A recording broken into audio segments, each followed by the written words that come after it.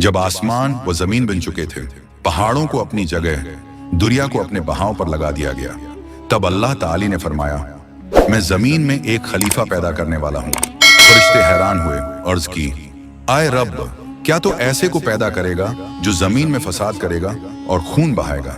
अल्लाह ताली ने फरमाया, मैं वो जानता हूँ जो तुम नहीं जानते। फिर अल्लाह ने मिट्टी से एक पुरकमाल वजूद तराशा। जमीन की मिट्टी, पानी, हवा और आग के असर से एक खास मखलूक बनाई गई, आदम। जब अल्लाह ने उसके जिस्म में रूह फूंकी तो वो हरकत में आया, आंखें खोले और पहली मर्तबा दुनिया की रोशनी देखी। अल्लाह ताली ने उसे इल्म दिया, नामों का, चीजों का, पहचान का। फरिश्तों से फरमाया, अगर तुम सच्चे हो तो उनके नाम बताओ, मगर वो ना बता सके। तब अल्लाह ने फरमाया, मैं जानता हूं वो जो तुम नहीं जानते। फिर हुक्म दिया गया, सजदा करो आदम को। सब फरिश्तों ने फौरन सजदा किया। जमीन व आसमान झुक गए, लेकिन एक ने ना झुका, इब्लीस। अल्लाह ने पूछा, इब्लीस, तुझे किस चीज ने रोका कि तू सजदा ना करे? इब्लीस ने तकबर से कहा, मैं उससे बेहतर हूं। तूने मुझे आग से पैदा किया और उसे मिट्टी से। ये गुरूर और नाफरमानी थी। अल्लाह ताली ने फरमाया, तो यहां से निकल जा, तो रांधा दरगाह है, तुझ पर कयामत तक लांत है।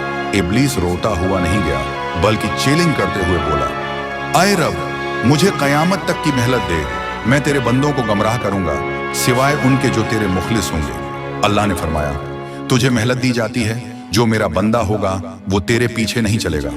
फिर अल्लाह ने हजरत आदम और हजरत हव्वा को जन्नत में बसाया। सब कुछ उनके लिए हलाल था, सिवाय एक दरख्त के।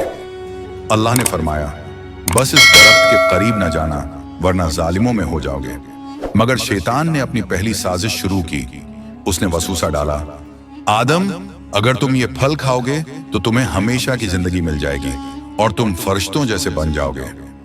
इंसान भूल गया। फिर दोनों ने उस दरख्त का फल खा लिया। जन्नत की रोशनी मध्यम हुई, लिबास उतर गया और अल्लाह ने फरमाया, उतर जाओ जमीन पर, अब तुम्हें वहां रहना है और तुम्हारे दरमियान दुश्मनी होगी। हजरत आदम जमीन पर उतरे और अल्लाह से माफी मांगी, रबना जुल्मना अनफुसना बिन लम तगफर लना व तरहमना लनकूनन मिनल खासिरीन। ए हमारे रब, हमने अपनी जानों पर जुल्म किया, अगर तो हमें ना बख्शे तो हम खुसारा पाने वालों में होंगे। अल्लाह ने उनकी तौबा कबूल कर ली, मगर शैतान का गुरूर कभी खत्म न हुआ। वो आज तक इंसान को गमराह करने की कसम खा चुका है।